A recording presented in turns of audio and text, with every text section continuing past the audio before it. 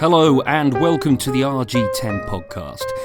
If you are one of our many loyal subscribers, you will remember that back in episode 2 of the last series, we heard from a couple of local adventurers, Joshua Smith and Jack Pitcher, who just started an epic challenge running 4,000 kilometres across Australia to raise money for ARC, a Wokingham-based charity providing counselling services.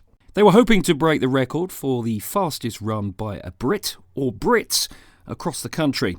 When I spoke to them, they were only a few days in and had already been faced with accidents, breakdowns and extreme heat, pushing them both physically and mentally.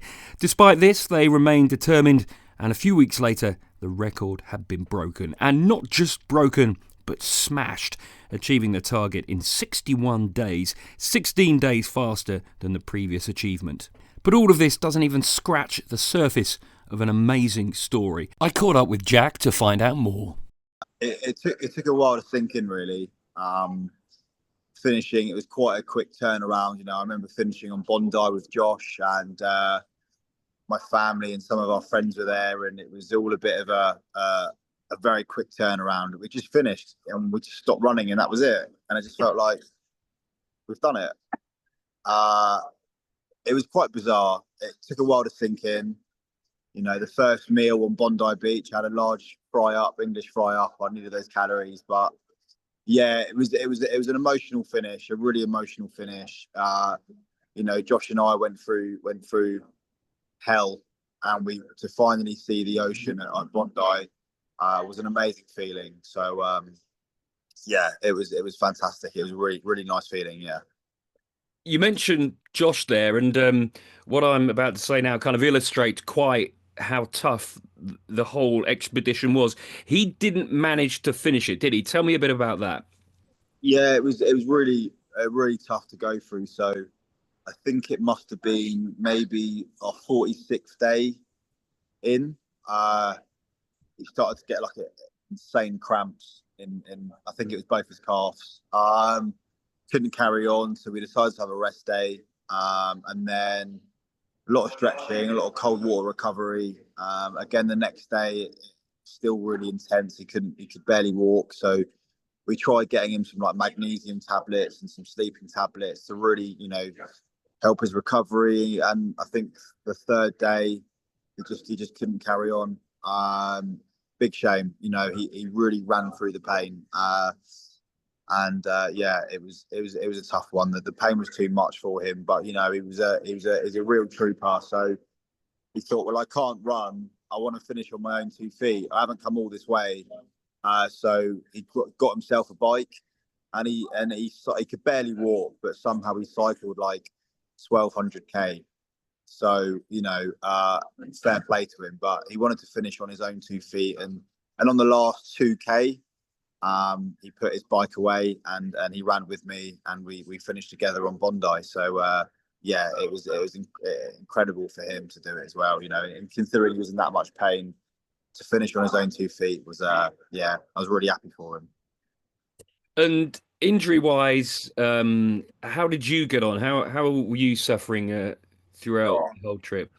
I was on death's door. So for the last 12 days.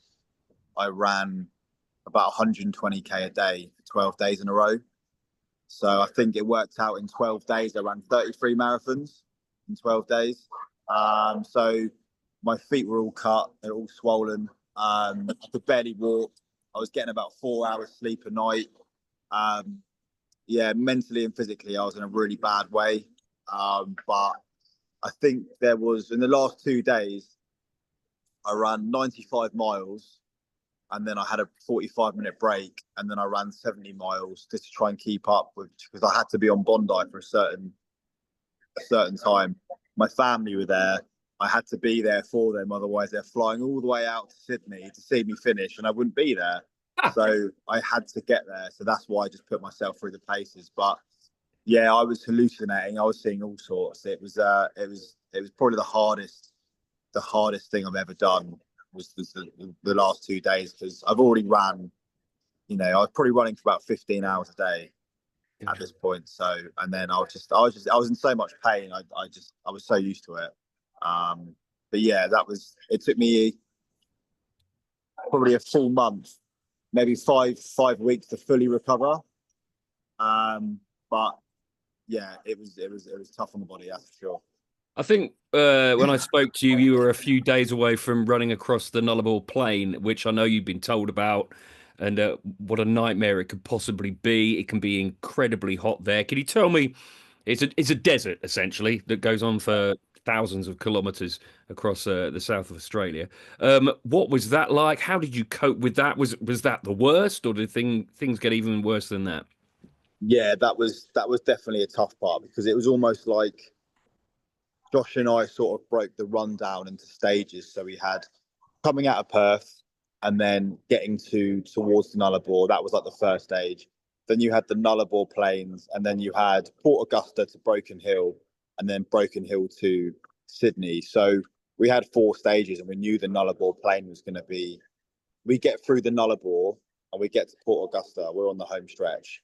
So seeing the signs for the Nullarbor was, here we go.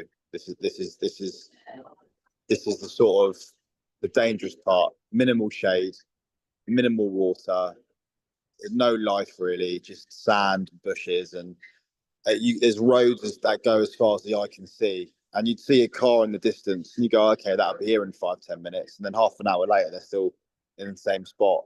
You know, it was. You had no concept of time or anything like that. It was just you're running for 5-6 hours, and you feel like you're in the same place.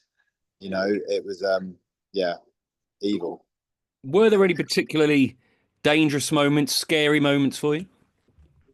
Yeah, there was one time Josh and I were running, and we're running facing the traffic, and there was the road trains out in Australia are massive. They're about 5 times the size of like an Arctic lorry that you get maybe in this country or America. They're huge. And we were running facing the traffic, and this car sort of overtook us and went past us. And as it was sort of next to us, just to our left, this road train thought it would overtake the car, which means it would go in between the car and us. And if I'd been Josh and I been half a foot close to our left, I think we would have been hit. It was so dangerous out there in general. You know, it was the wildlife, the heat. You know, we had a few races of a couple of kangaroos, which is nice.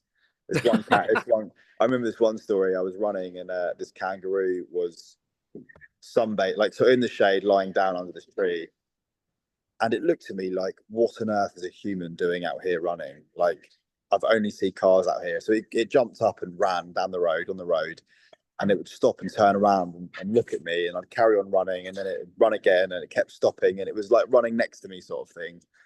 And he'd done that for maybe like a third of a mile, and then sort of popped off. But yeah, that was nice. But apart from dangers, it was just the vehicles really. Do you know how much weight you lost? How many trainers you went through? Tell me a bit about that, some of those statistics. Yeah, so I worked out I lost about 15 kg. So wow. I think that was near 3 stone. Goodness me. I was skin and bones when I finished. Like, my mum and sister couldn't quite believe how different I looked. I had no fat in my face. You could see all the ligaments in my face. I was completely gaunt, like really, really gaunt. And so yeah, I lost probably about 15 kg. And in terms of trainers, I went through 3 pairs of trainers. But there was a time where my trainers were so worn down they weren't safe to run in. Really? And I was probably a couple of days run away from a town where I could buy some more.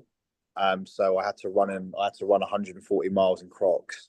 Just because I had no choice really. And I tell you what, they're not bad. They are not bad at all. Since then, in the few weeks that you've been back, have you done much running since, or do you never want to see a pair of trainers in a road again? I've done a bit of running.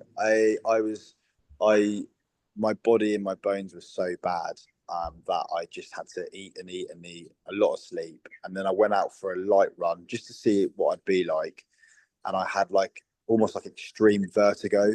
I couldn't actually feel my legs. I was very, very dizzy, and that was just running 100 meters.